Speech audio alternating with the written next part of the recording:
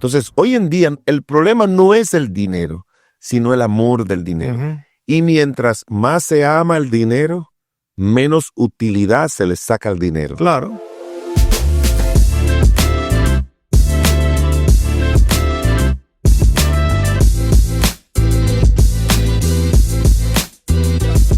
Dios les bendiga, un gozo, Marco, poder estar otra vez aquí con su programa Hombres de Verdad. Siempre es un encuentro muy grato. Primero, grato con la presencia del Señor, grato por la presencia de la palabra de Dios, grato por poder compartir este tiempo contigo y poder de una manera u otra llegar a muchos hombres que pueden tener una información bíblica dirigida exclusivamente a ellos, porque en las Escrituras, bueno, todo es dirigido para todos los creyentes, pero hay algunos aspectos muy importantes que son puntualizados específicamente a los hombres y que sería bueno que cada hombre pues tenga eso siempre bien claro en su mente, de tal manera que le ayude a cumplir con el rol con el cual Dios le ha puesto en el hogar, en la iglesia, en la comunidad y en el mundo, obviamente. Y estamos hablando de algo que tiene que ver con ambos, porque los ídolos en el matrimonio, que es el tema que comenzamos a tocar en un programa anterior y queremos concluir ahora, los ídolos pueden ser de ambos. O sea, yo no sé si tú recuerdas, creo que Nancy Lee DeMoss, que tiene un libro que habla de los ídolos del corazón. Ujú. Entonces, sí, es la tendencia natural del corazón humano de sustituir la veneración, la obediencia, la dependencia de Dios con cualquier otra cosa que ocupe el lugar de Dios, como tú bien definiste lo que era un ídolo. Y aquella ocasión hablamos de dos aspectos muy importantes con respecto a lo que son los ídolos específicamente en el hombre. Ujú. Y hablamos acerca de la comodidad, como tú bien recuerdas y que tú definiste muy bien. Y lo otro tiene que ver con el respeto y la veneración que hace que muchas veces ese hombre, cuando exija eso, tenga un comportamiento controlador y abusivo. Y hoy vamos a mirar otro ídolo más, que es propio del hombre caído, que le corresponde porque Dios se lo dio, pero la caída lo ha hecho llevarlo fuera de los límites de Dios, porque Dios toda la responsabilidad, Marcos, que Dios nos da, tienen límites. Y cuando esas responsabilidades se cumplen fuera de los límites y nosotros lo sentimos como que es algo demasiado valioso, aunque no tomamos en cuenta mucho lo que Dios nos dice, se convierte en un ídolo y es el control, la necesidad de gestionar, de controlar cada aspecto de la vida, ser inflexible, ser personas contenciosas que de todo arman un conflicto porque quieren establecer su manera de ver las cosas y eso es un ídolo porque llega un momento en que interfiere en la obra de Dios, en el Ujú. matrimonio, porque el único que debe tener el control de todo en nuestras vidas y en nuestro matrimonio es el Señor. Así mismo es. Mira, es muy triste eso, José, pero uno lo ve con mucha frecuencia en hombres que quieren tener injerencia y dirección, no solamente en los aspectos donde claro que se espera que la tenga, sino en aspectos donde se debe dar libertad a los demás, que tiene que ver con la forma en que se hacen las cosas, que tiene que ver hasta con las personalidades. Hay hombres que quieren controlar hasta la forma en que su esposa se ríe o no se ríe, hasta la forma en que su esposa habla o no habla.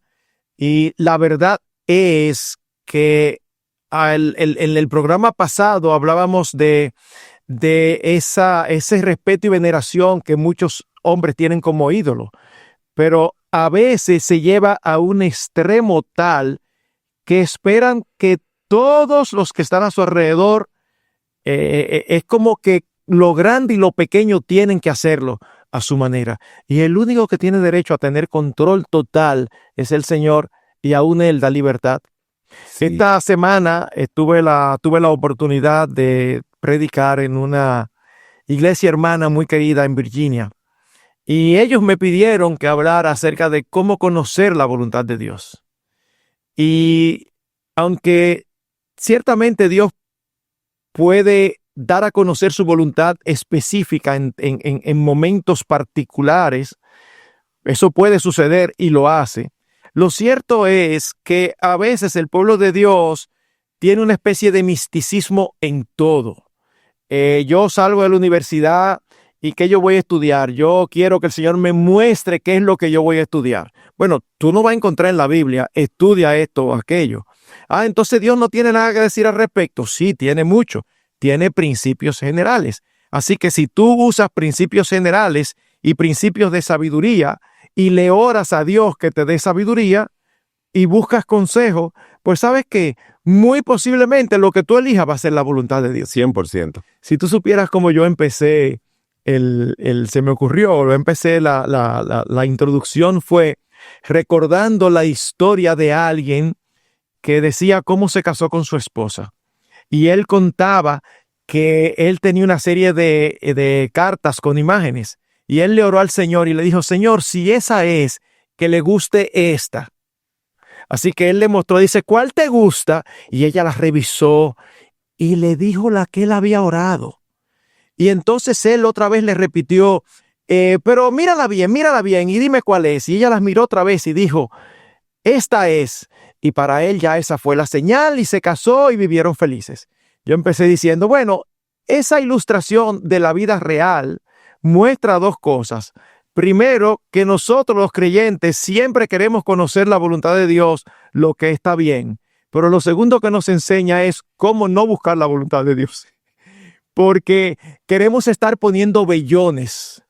Y eso era otra época y hay que tener mucho cuidado, porque yo estoy seguro que tú debes haber manejado casos de personas que están convencidas que fue la voluntad de Dios por una prueba que hicieron, pero que viola muchísimos principios de la palabra de Dios. Entonces Dios no se contradice. Pero ¿qué es lo que estoy diciendo con esto? Que Dios, que es el soberano, que tiene control, que tiene derecho sobre toda su creación. José tiene derecho. Él es el santo, Él es el dueño.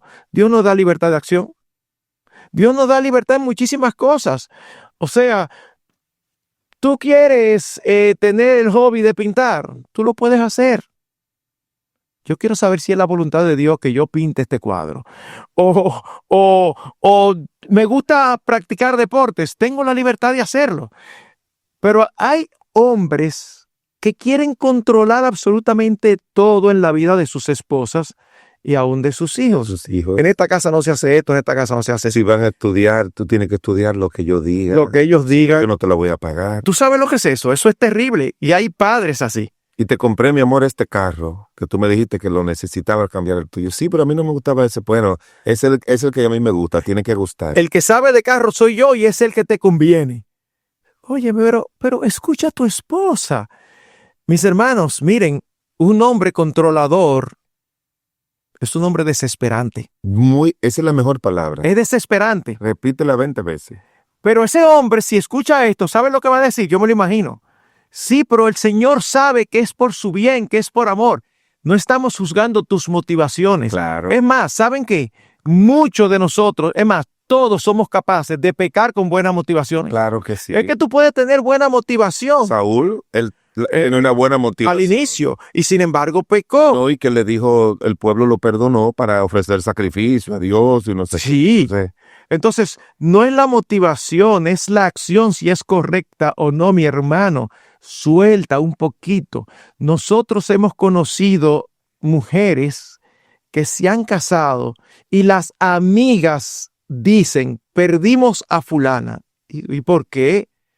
Porque el esposo es tan controlador que no le gusta que se reúna con ellas. Y cosas que ellas hacían, que se reunían a leer un texto, a estudiar una porción, o a jugar a algo, o a ver algo, o a compartir como amigas, ya el esposo no le gusta que se haga y no lo permite. Pero peor aún, José, a veces hasta la personalidad. Pero que yo no sé por qué a ti te gusta tal cosa, pero eso no tiene sentido, pero esto, aquello.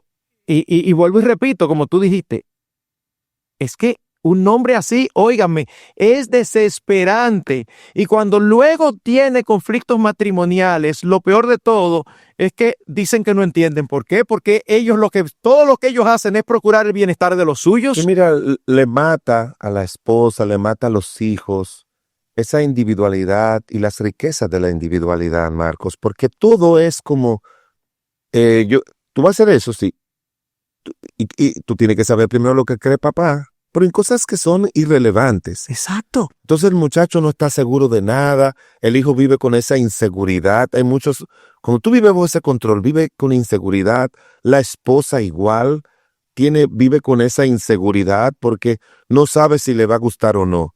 Cosas que son irrelevantes. Uh-huh. O sea, mi esposa me dice, me gusta ese vestido, y yo le digo, te puedo dar un consejo, te puedo dar mi orientación.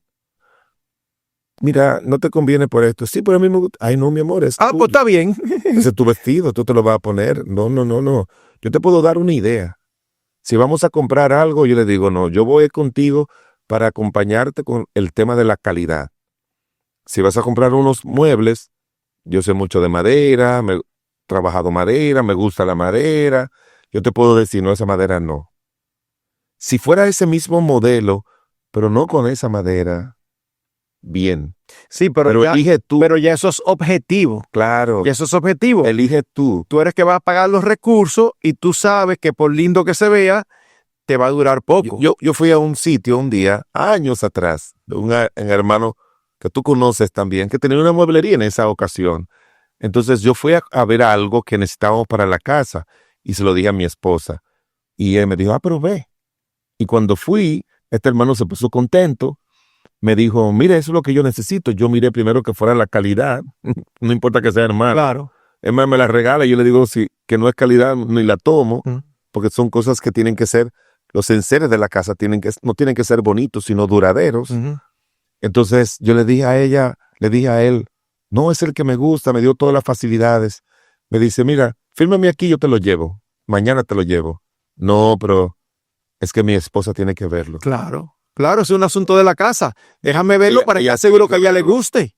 Y se quedó pensando así, me miró, me dijo, te voy a decir algo. Ayer tuve un colega tuyo aquí, años atrás. Y yo le dije lo mismo. Él dijo, quiero comprar ese juego de comedor. Y lo voy a comprar y mira la dirección y todo. Dice, pero sería bueno que lo vea tu esposa. No, ella tiene que gustarle lo que yo le llevo. Uy.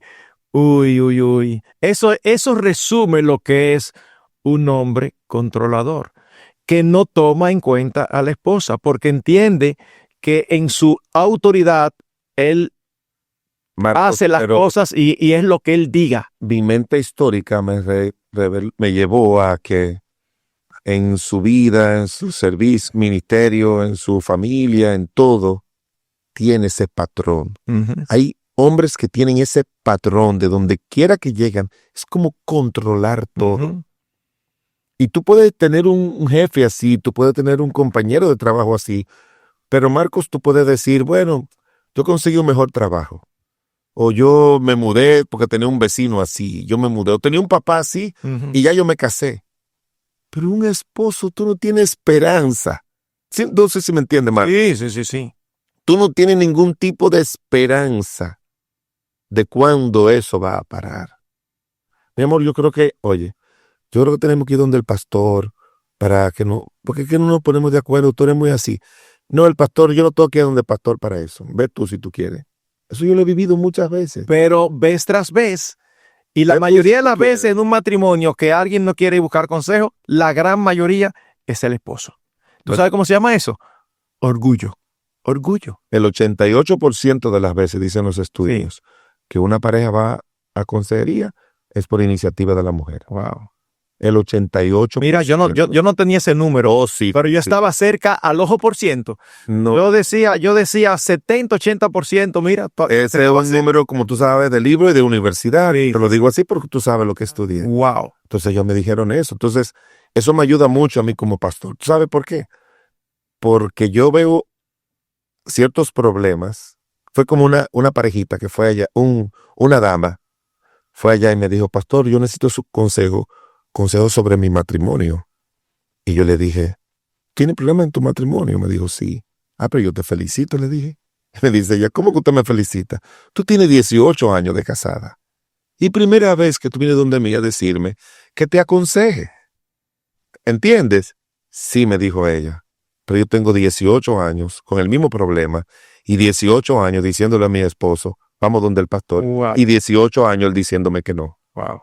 Bueno, Marcos, cuando llegaron, que yo intenté resolver este problema, un hombre súper controlador, súper imponente, porque todos eso, súper egoísta, súper orgulloso. Intenté y batallé y trabajé. Y cuando llegamos a un acuerdo, lo echó para atrás. Y esa mujer, buenísima mujer, terminó separándose de él. Wow. Y fue entonces a mi oficina él a suplicarme que la convenciera para que no se separara. Y yo de corazón, como me corresponde, fui donde ella a hablarle. Pero dentro de mí como hombre, como ser humano, es lo mejor que ella hace. Sí, porque no había manera de tú mirar el horizonte y decir, no, está bien, eso son jóvenes, eso se le pasa. No, Marcos, es que, y más que yo conocía, que era la segunda, que lo dejaba. Por lo mismo. Entonces, es la mejor palabra que yo he podido oír es desesperante. Uh-huh. Para los hijos, he visto hijos así que me dicen, yo no me voy de la casa porque ahora no puedo. O sea, llega un momento en que todo, si tú pusiste este celular, gritan, ¿quién dejó este celular aquí? Esto no se deja aquí. Y entonces tienen esa intimidación permanente. Uh-huh. Por eso, mis amados hombres que nos sintonizan en este programa, como bien decía Marcos, y como siempre hemos dicho nosotros aquí, el patrón de lo que debe ser un hombre no es lo que es el perfil humano de esa institución, sino el que te ha delegado. Toda autoridad que tiene un ser humano y un hombre es autoridad delegada. Es delegada. Y el hombre tiene que decir, Señor, yo quiero tener la influencia, yo quiero tener la administración de mi casa, como Dios nos ha mandado a nosotros. Yo soy el responsable delante de ti, pero enséñame a hacerlo como tú lo haces con tu creación o tú, Cristo, con tu iglesia. Enséñame que tú no impones. Dios pudiera imponer, Marcos.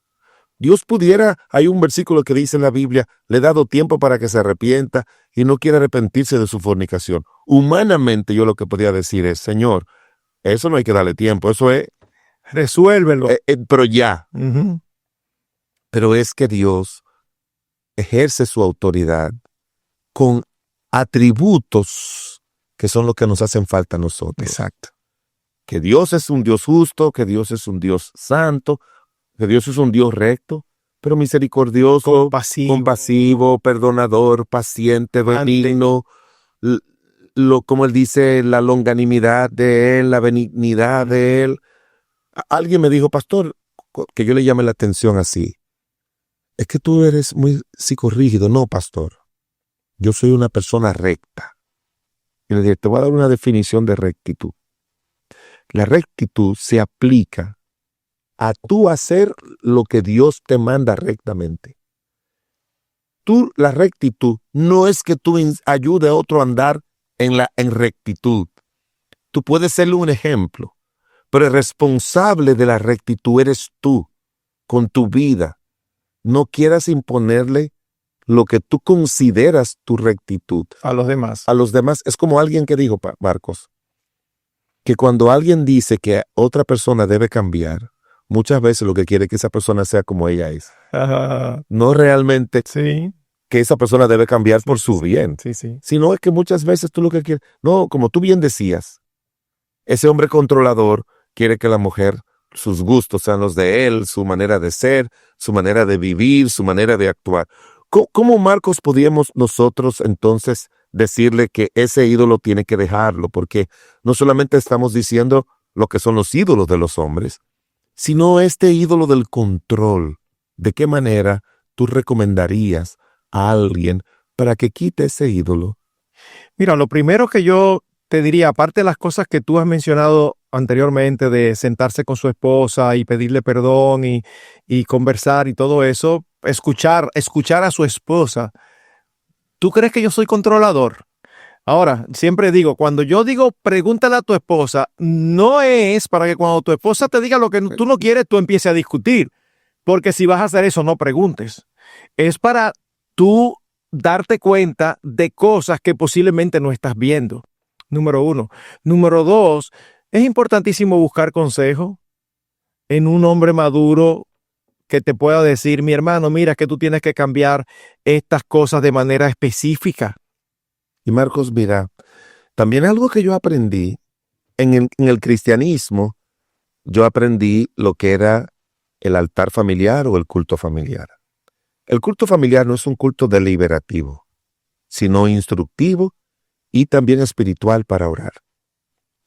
Cuando estudié todo esto de matrimonio y de familia, me enseñaron que en el matrimonio, en la familia, hay que aprender a hacer mesas redondas. Y yo le pregunté a ese profesor, ¿qué significa una mesa redonda? Donde se sienta la familia con amor y respeto a tratar un tema o a tomar una decisión, pero también a evaluarse. Que el papá se siente y le diga, mis hijos, miren, esta familia tiene 10 años y en una empresa, en una institución, cada cierto tiempo, las cosas se evalúan para saber lo que está bien o lo que está mal. Se evalúan para saber qué debemos implementar, porque las empresas que progresan tienen eso. Así que mire, yo voy a comenzar conmigo. Y eso tiene que ser un hombre muy maduro y manso. Yo voy a comenzar conmigo. Ustedes son testigos de mi rol como cristiano, como esposo y como padre. Y yo diría como persona. Ahora mire, dígame todo lo bueno que ustedes ven que yo como cristiano, como persona, como papá y como esposo tengo. Porque eso es lo que hace Cristo con aquellas iglesias, que primero le dice todas las cosas buenas. Y después, dígame las cosas que ustedes entienden justamente que yo debo cambiar o que no están mal, que no están bien en mi persona, o como esposo, como papá, como cristiano, dígamelo. Y después vamos con mamá, y después vamos con Juanita, y después con Juanito, y después con Juancito. Y dicen ellos que eso es algo que reconstruye, que cambia direcciones, personalidades. Si tiene un moderador donde dice, aquí nadie puede ni acusar a nadie, aquí nadie viene para desquistársela de nadie, ni traer un problema que tiene con alguien, sino evaluar nuestras personalidades, nuestra conducta y que podamos hacerlo. Que aunque pueden llegar eso, y yo lo he hecho, yo me he reunido con mis hijos, mire, dígame, o sea, dígame, ya ellos grandes, dígame, yo quiero cambiar, uno de ellos una vez me dijo, papi, tú tienes la tendencia como va a ser un viejo refunfuñón. ¿De verdad? Sí, ay no, mijo, gracias. ¿Entiendes? Porque tú sabes que cuando tú te pones más maduro, dices todo, tú te vuelves más conservador. Sí. Mientras nuestras hijas iban creciendo, nosotros teníamos la costumbre de hacernos propósitos siempre y a principio de año. Y cada cual venía con su listica de cosas que entendía que debía cambiar. Pero no era solamente eso, sino que todos en la familia, no solamente papá y mamá, las hijas, todos, tenían derecho de proponerle cambios a los demás. Y a veces venían con su listica y los demás miembros de la familia decíamos, pero ahí falta tal cosa que tú no pusiste. Y a mí como cabeza de hogar, mis hijas me llegaron a poner cosas. Papi, nosotros creemos que tú debes cambiar esto. Ajá, explíquenme esto, aquello. Ok, y eso yo lo añadí. Y tuve que ser intencional en pasarme ese año trabajando eso para al final del año, cuando se evaluara, ver si realmente había cambios o no. El hombre que no es capaz de pedirle a su esposa y a sus hijos que le señalen las faltas que ven en él, posiblemente es un hombre orgulloso y que no hay mucha esperanza de cambio. Entonces, le proponemos, usted tiene que tomar en cuenta a su esposa, usted tiene que tomar en cuenta a sus hijos. Usted puede tomar en cuenta también a su pastor y decirle, pastor, yo estoy haciendo una evaluación de mi persona. ¿Qué usted ve? O buenos amigos, personas que les aman, que no van a hacer eso. Y también ir al Señor en oración y decirle, como decía David, examina mi persona. Marcos, antes que se nos acabe el programa, hay otro que en los tiempos de antes no existían. No era tanto así. Como ahora. No era tanto así. Que es la diversión y los juegos. Yo añadiría una palabra, los entretenimientos. Los entretenimientos. Los entretenimientos, sí. Que ahí se añade las redes sociales, sí. Y todo lo demás. Sí.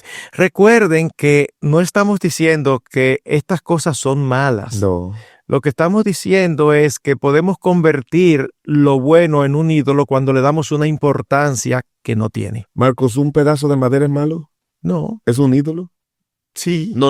Un pedazo de madera no es un ídolo, pero lo convierte en un ídolo. De ahí, dice Isaías, saca la imagen, sí. Isaías dice que agarran el carpintero, comienza a trabajar todo, hace la mesa, y con lo que le sobra, hace un ídolo. Exacto.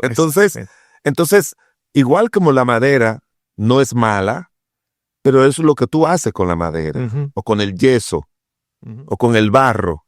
Uh-huh. Es lo mismo lo que tú haces con algo tan sano como jugar, ver televisión, si va a ser algo sano, estar en las redes sociales, ir a jugar con los amigos, uh-huh. Los juegos de mesa. Sí.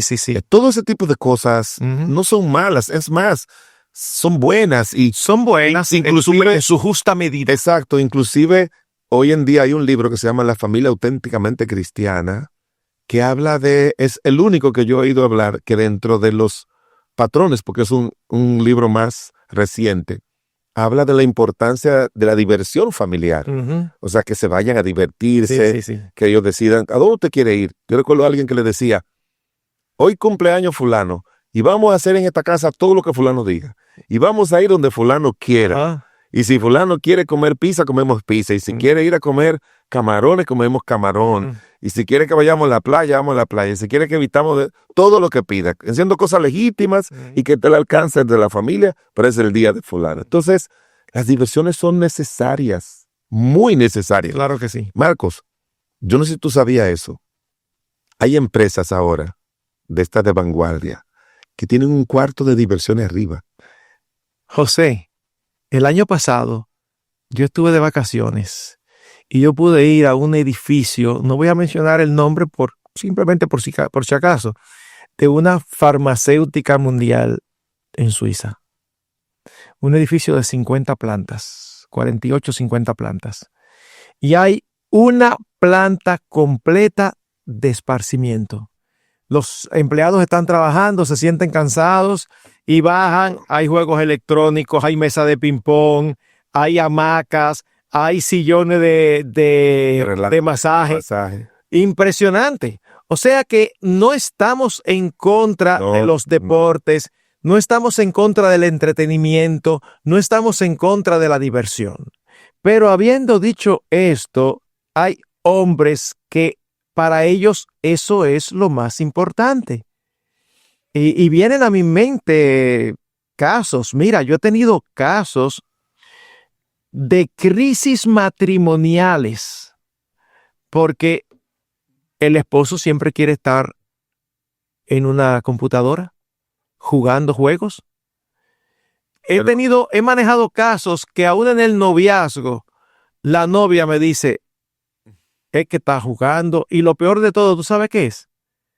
Cuando tú lo oyes hablando, cuando tú le preguntas al hombre, el hombre explicándote, no, pastor, lo que pasa es que eso es un juego entre muchos. Entonces, si ya uno se puso, ya uno no puede terminar hasta que no se termine, porque entonces afecta a otros. O sea, ¿verdad? Muy generosos ellos con los demás. Pero es que hay que tener cuidado. Cada cosa tiene su lugar. No hay problema con los deportes, no hay problema con el entretenimiento, siempre y cuando no le demos más importancia de lo que tiene. A mí no se me olvida una situación real. Estábamos jugando baloncesto una noche, una liga que teníamos aquí, y a todos nosotros nos gustaba y mucho. Y nos llamaron porque mi esposa y otra esposa de un amigo mío que estaba aquí jugando acababan de tener un accidente en una esquina. Y cuando nos llamaron, tuvimos que detener el juego y él y yo decidimos irnos de una vez. Nos dijeron que estaba bien, que no nos preocupáramos, pero nosotros decidimos irnos a asegurarnos que estaban bien y a darles apoyo emocional. Y a mí no se me olvida uno de los que jugaban diciendo, ¿pero les pasó algo? No. Ellas dicen que están bien. Sí, no pasó nada. Pues vengan, vamos a terminar el juego. Y nosotros, pero óyeme, no, pero vamos a terminarlo. O sea, a veces se caen en comportamientos irracionales. Hay algún evento importante. Eso era un ídolo para ese hombre. Exactamente. Hay algún evento importante en tu familia o en tu iglesia.